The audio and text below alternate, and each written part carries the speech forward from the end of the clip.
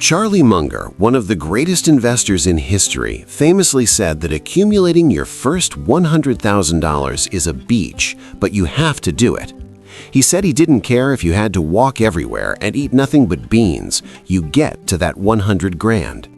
But here's the problem. Munger wasn't living in Australia in 2026.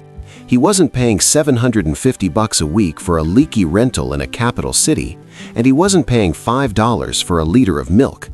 So the question isn't just, how do you save $100,000? The question is, how long does it actually take mathematically if you are earning a perfectly average Australian salary right now? Is it 5 years? Is it 10 years? Is it a mathematical impossibility? Today we're putting the spreadsheets on the table. We're taking the median Aussie wage, stripping away the taxes, subtracting the brutal cost of living, and I'm going to show you exactly how many years and months it will take you to cross the six-figure finish line based on 3 different paths.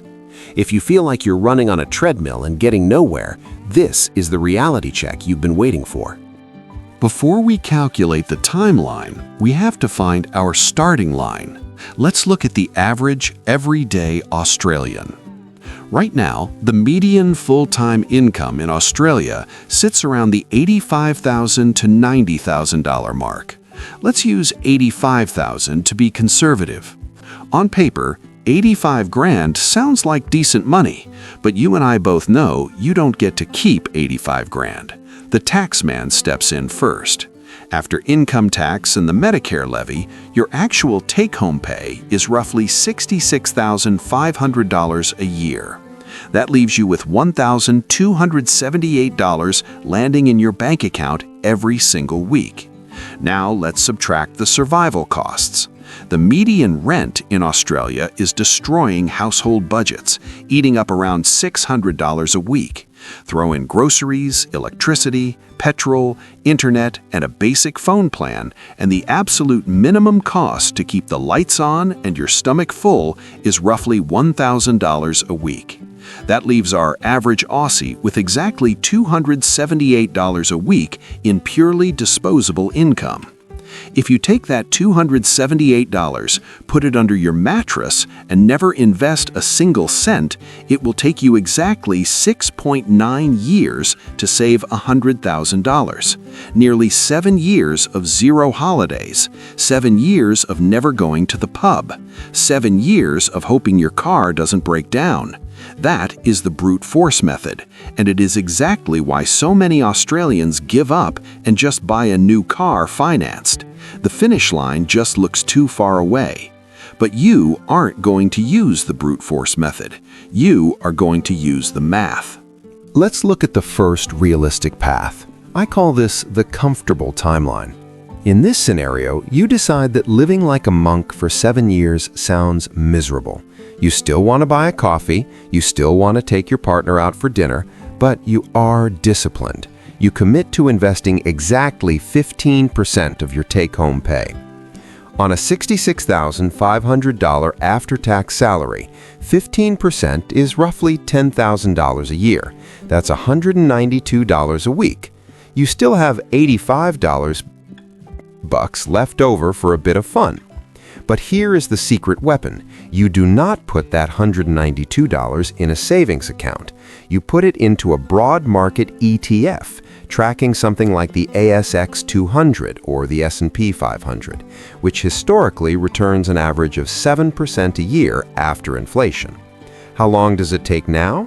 Year 1, you have $10,350.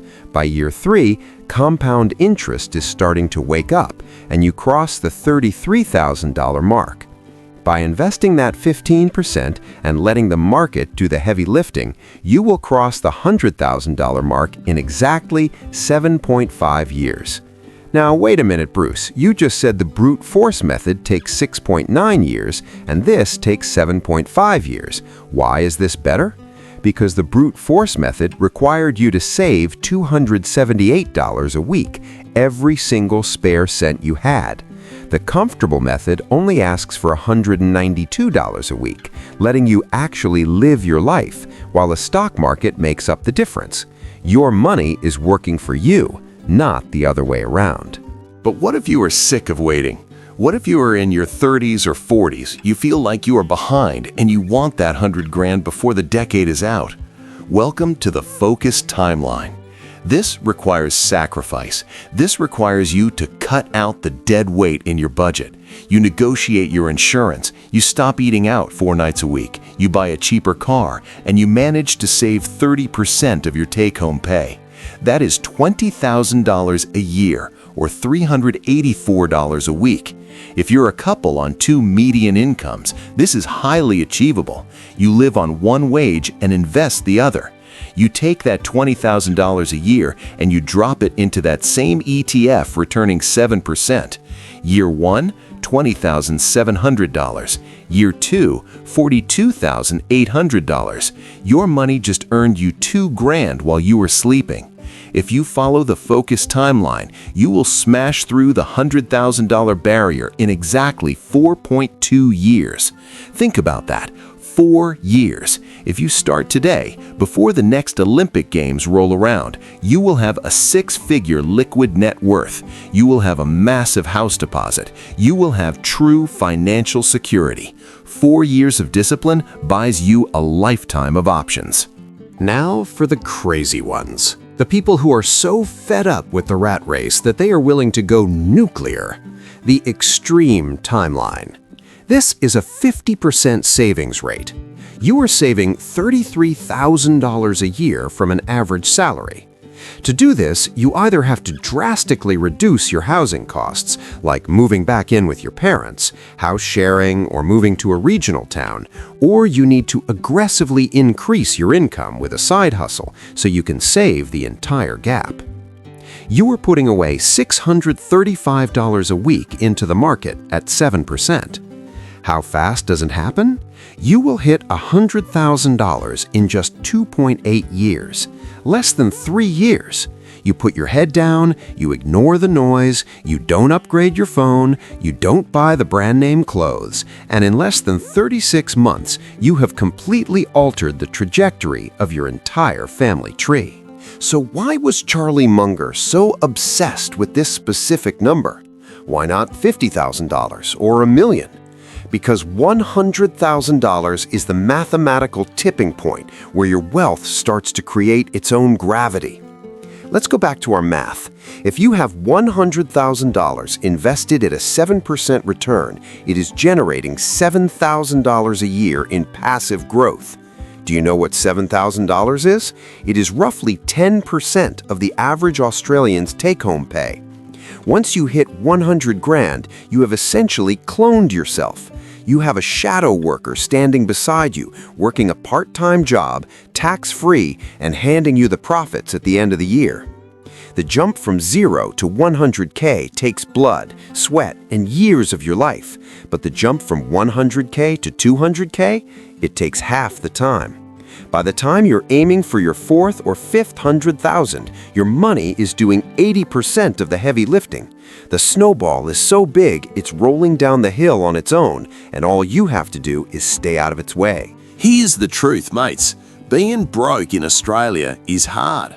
Renting forever is hard. Stressing about the grocery bill is hard. But saving 20% of your income is also hard. Driving a 10-year-old Corolla when your mates are in shiny new utes is hard. You have to choose your hard. Do you want the pain of discipline today or the pain of financial regret in 20 years when you realize you have nothing to show for a lifetime of working? Look at the timelines: 7.5 years, 4.2 years, 2.8 years. The math doesn't care about your excuses and it doesn't care about the economy. It just works. The only variable in the equation is you. Which timeline are you putting yourself on today? If this video helped you see the road ahead a bit clearer, hit that subscribe button. Turn on the notifications. We are building a community of Aussies who are done playing by the bank's rules. I'm the Retired Aussie. Thanks for watching, and I'll see you in the next one.